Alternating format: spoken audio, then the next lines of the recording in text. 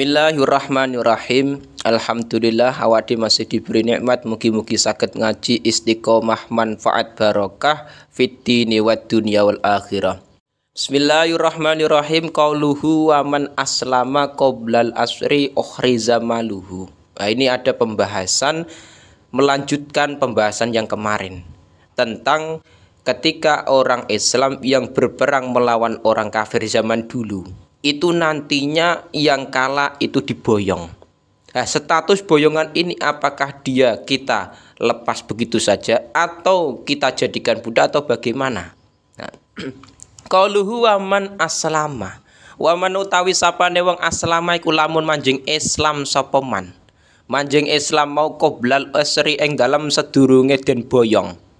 Ketika ada seseorang yang mana sebelum ditawan, jadi perang Islam dengan orang kafir, sebelum dia mau kita tawan, ternyata dia masuk Islam mengucapkan 2 kalimat syahadat, terus baru kita tangkap, maka uhriza mongko den reksa apa maluhu bondone man. Tidak hanya hartanya saja, wadamuhu lan getahe man. Tidak hanya darah dan hartanya, wasigoru auladihi lan piro-piro cilie piro-piro anak eman. Artinya ketika kita orang Islam zaman dulu iku berperang dengan orang-orang kafir, terus orang-orang kafir sebelum kita tawan ternyata dia mengucapkan kalimat syahadat, 2 kalimat syahadat, terus masuk Islam. Ya, masuk Islam terus kita tangkap karena dia kalah mau. Nah, maka statusnya uhriza maluhu, hartanya tidak boleh kita rampas karena statusnya sudah Islam. Jadi hartanya tetap milik dia, tidak boleh kita rampas sebagai jarahan, tidak boleh. Nah, terus yang kedua wadamuhu, darahnya. Artinya ketika dia sudah mengucapkan 2 kalimat syahadat, ketika dia sudah masuk Islam sebelum kita tangkap, sebelum kita tawan, maka statusnya itu tetap tidak boleh dibunuh karena sudah mengucapkan 2 kalimat syahadat, sudah masuk Islam. Meskipun toh sebelum itu dia masih kafir berperang dengan kita orang Islam, tapi ternyata mendapat hidayah Allah, mendapat taufik, akhirnya masuk Islam, terus kita tangkap. Nah, maka statusnya tetap harta dengan darahnya, alias tidak boleh dibunuh dan hartanya tidak boleh kita ambil. Tetap itu haknya dia. Terus juga wasigoru auladihi, dan begitu juga anak-anaknya yang masih kecil. Itu juga tidak boleh kita jadikan budak, apalagi kita bunuh. Tidak boleh anak-anaknya. Karena apa? Dia sudah masuk Islam sebelum kita tangkap, sebelum kita tawan, maka harta dengan nyawanya itu tidak boleh kita kuasai, kita bunuh nggak boleh. Hartanya kita rampas nggak boleh. Anak-anaknya juga tidak boleh kita bunuh. Jadi ketiga-tiganya ini itu kita jaga karena statusnya dia sudah masuk Islam.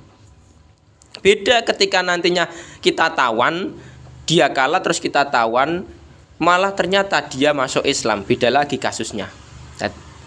Qauluhu wayuh kamu lan den hukumi apa li sobi apa duwe bocah cilik, dihukumi bil islami kelawan Islam.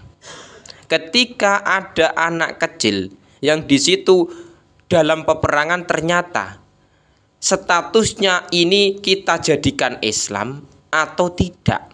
Jadi statusnya nanti anak kecil ini Islam atau tidak. Ya, maka bisa dihukumi Islam ketika inda wujudi salah satu asbabin, ing dalam nalikane anane telu piro-piro sebab. 3 sebab inilah yang menjadikan anak kecil ini akhirnya dihukumi Islam. Artinya tidak boleh dibunuh. Nah, ini sobi ini anak yang belum balik. Sing pertama ayyuslima, rupane yento Islam sopo ahadu abawaihi, sopo salah sijine wong tuwa lorone sobi. Misalkan dalam peperangan orang kafir dengan orang Islam. Nah, ternyata anak kecil, ada anak kecil umur misalkan 7 tahun, belum balik 7 tahun, ikut dalam peperangan tersebut. Cuman ketika mereka mau kalah, ternyata anak kecil ini kita tawan, bapak dan ibunya statusnya itu adalah orang Islam, atau salah satunya bapak atau ibunya atau kedua-duanya Islam, maka anak kecil ini itu statusnya tetap kita jadikan sebagai orang Islam. Artinya tidak boleh kita bunuh. Jadi piye-piye nek statusnya orang tua atau salah satu orang tua tersebut kok dia iki statusnya Islam, maka anak yang belum balik statusnya tetap Islam. Au yasbiyahu utawa mboyong. Au yasbiyahu utawa mboyong hu ing sobi sapa muslimun sapa wong Islam. Munfaridan hale ijen an abawaihi saking wong tuwa lorone sobi. Atau statusnya yang memboyong atau kita misalkan, jadi misalkan ada kelompok orang kafir, terus di situ ada anak umur 7 tahun atau 6 tahun yang belum balik, sobi statusnya. Terus ternyata kelompok mereka kalah dengan kita orang Islam. Terus saya yang memboyong dia, anak kecil ini, status saya adalah orang Islam, dan di situ munfarid dan an abawahi, tidak ada orang tuanya.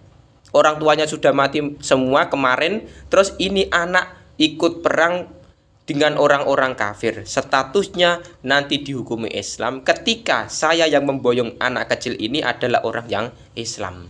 Jadi anak tersebut bisa dihukumi Islam. Ada kalanya memang karena orang tua salah satunya yang mau Islam, atau orang yang memboyong alias saya yang memboyong anak kecil ini, itu status saya adalah orang yang Islam. Tapi dengan catatan orang tuanya itu misalkan munfarid dan an abawaihi. Nah ini.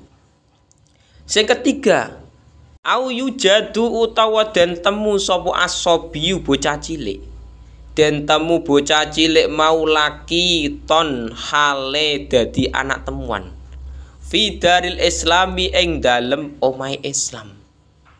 Atau status anak kecil tersebut kita temukan di negara Islam. Di zaman dulu ada Darul Islam, negara Islam ada. Jadi anak kecil tersebut ternyata yujadu laki ton fidaril Islam, tidak ada orang tuanya, tidak ada waline, terus kita temukan di negara Islam. Itu bisa kita hukumi Islam anak tersebut. Tapi zaman sekarang apakah bisa berlaku? Mayoritas kita di Indonesia itu bukan daril Islam, bukan negara Islam, bukan rumah Islam, bukan. Tapi status kita di Indonesia itu NKRI. Status kita di Indonesia itu ada yang Islam, ada yang non-Islam. Itu semuanya hidup di Indonesia. Lah, ketika nantinya kita memandang dalam kitab takrib ini, yang zaman dulu au yujada laqiton fidaril Islam, itu beda dengan kasus sekarang. Nah, tetapi ketika statusnya kita di masyarakat kita, zaman sekarang perang sudah tidak ada, tidak seperti zaman Kanjeng Nabi dulu. Status kita negara Islam bukan, Indonesia bukan negara Islam. Kenyataannya ada orang non-Islam, ada orang Islam, tapi hidup rukun di negara kita. Karena beda mau. Tapi ketika nantinya kita menemukan anak kecil yang di situ tidak ada orang tuanya, tidak ada orang wali yang merawat anak tersebut, maka kita jadikan Islam saja. Jadi anak atau sobi ini tadi itu ketika nantinya kita jadikan sebagai orang Islam, maka nantinya anak ketika dewasa mugi-mugi bisa bermanfaat barokah untuk kita Islam, untuk mengembangkan agama kita Islam.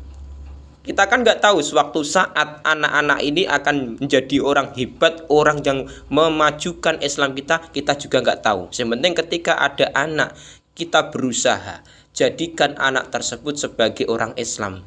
Itu anak kandung kita sendiri, atau keluarga-keluarga kita, ponakan atau lain anak-anak tersebut, atau kita menemukan anak kecil di jalanan yang tidak ada orang tuanya, tidak ada wali yang merawatnya. Tapi kalau ada orang tuanya ya jangan diambil, nanti dikira penculikan. Makanya kita lihat dulu di Indonesia, ada sebagian anak-anak kecil yang agamanya itu non-Islam alias Kristen, Hindu, Buddha, itu tergantung dari orang tuanya.